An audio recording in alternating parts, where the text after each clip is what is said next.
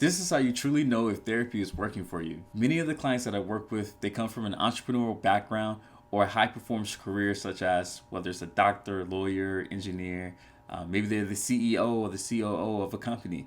These are typically the people that I come with, and with those high stress positions comes with things like anxiety, depression, stress, anything that you can imagine. A lot of these people come to me because they've tried. They tried the self help books, they tried the courses, they tried maybe seeing coaches, right?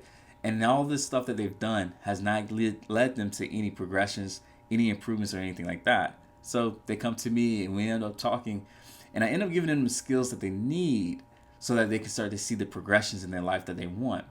Now, here's the thing, a lot of these people that come see me, because they're such high performance individuals, they suffer with this one thing that you probably suffer with as well, and it's called perfectionism. Perfectionism is that one thing that keeps people on the fence of, do I do it, do I not do it? If I do it, what would people think?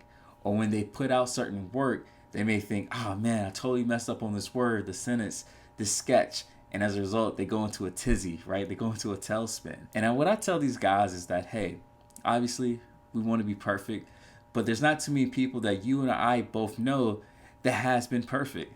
Everyone that you've looked up to, everyone that I've looked up to, they struggled at some point in their life, and they've overcome those struggles without having to be perfect. They were just good for long, consistent periods of time.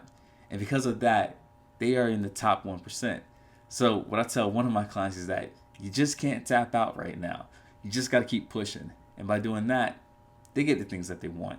But that's not what this conversation is about. What this conversation is about is, how do you know that therapy is working for you? How do you know that you're improving? And I wanted to point out perfectionism because that's the one thing that keeps people thinking that they're wasting their time, they're wasting their money when it comes to therapy or when it comes to coaching or whatever it is that you're doing. So what I want to do in this podcast is I want to give you 3 indicators that's going to show you whether or not you're improving or not. And the first one is frequency. When it comes to a thought, a feeling, or a certain action that you may take, I want you to look at how many times before therapy were you doing this action. So let's just take smoking. If you were to tell me before therapy you were smoking a pack a day, and 3 months into therapy you're down to maybe 2 or 3 cigarettes a day, I would say you've made progress. You're not perfect, but you've definitely improved. And if you keep going for another 3 months, 6 months, whatever it is, you actually find yourself getting to that point where you're not smoking anymore. But that's what progress looks like. And it's not perfection.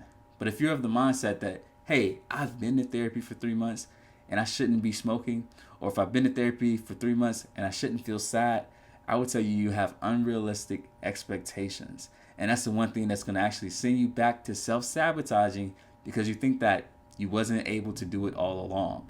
And that's where people get stuck. It's like, I'm not perfect. So they go in the completely opposite direction. And now their lives really looks like the way that they thought, right? Not good enough. They're not where they want to be, right? All these other different things. So that's number 1.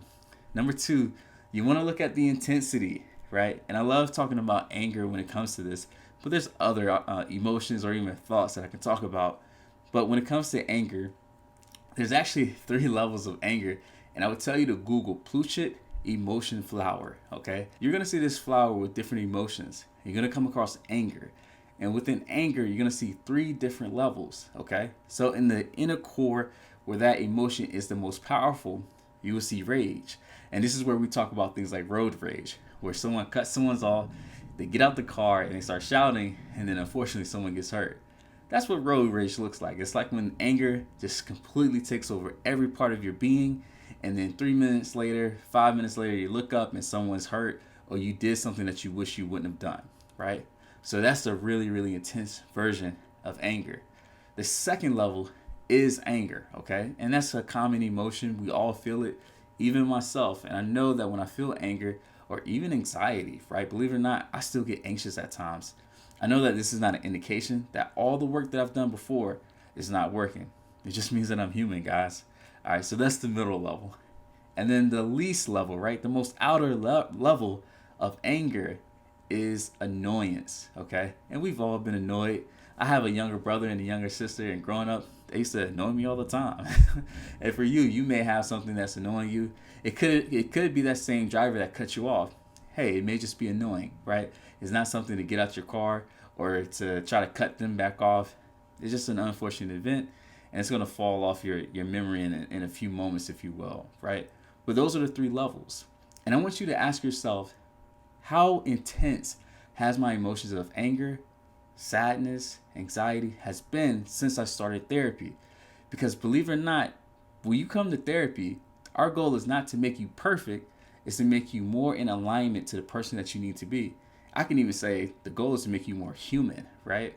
So if you were to tell me before therapy, I was thinking about taking my own life, and now I'm at the point where I may be sad for a day or two, I would tell you, hey, we're making progress. As a matter of fact, as a therapist, we're taught that we can only diagnose someone with depression or anxiety if they've been experiencing an emotion, right, and a subset of symptoms for at least 2 weeks, all right, for at least 2 weeks, all right.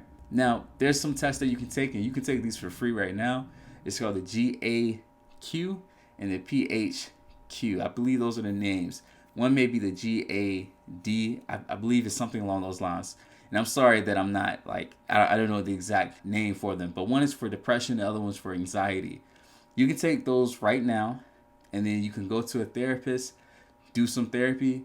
If you want to read a self-help book, you can do that after a few months, right? Retake that test and see what your scores look like.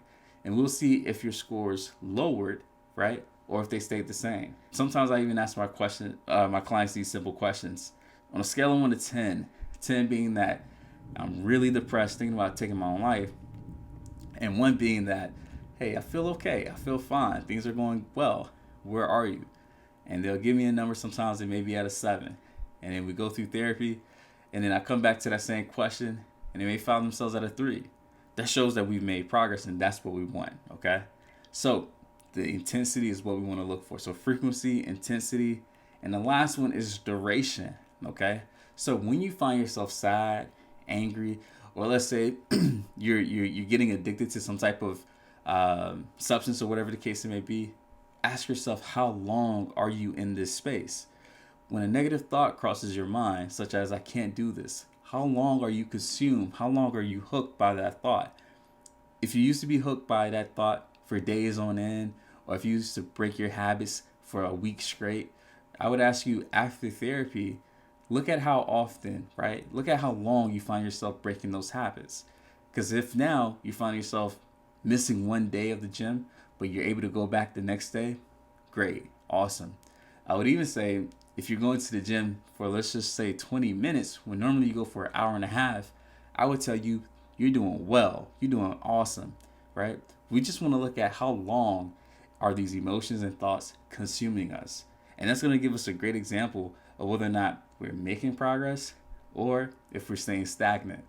And these are just simple ways, a simple framework to help you to see whether or not therapy is working for me. So again, it's the intensity that we want to look for, the frequency, and the duration of a thought, feeling, or action. Use these and it will show you that you're actually doing well rather than being perfect, right? Because perfect is just a myth. It's something that people strive to be. And again, that's fine, that's okay. But know that your self-worth is not dependent on whether or not you're perfect or not. Your worth is what you say it is. And when you're making progress, you're doing a damn good job. So with that being said, my name is Coach Wells. I'm a licensed therapist. Thank you for checking out this podcast. And don't forget to subscribe so that way you can get more information like this. All right, guys. I'll see you later.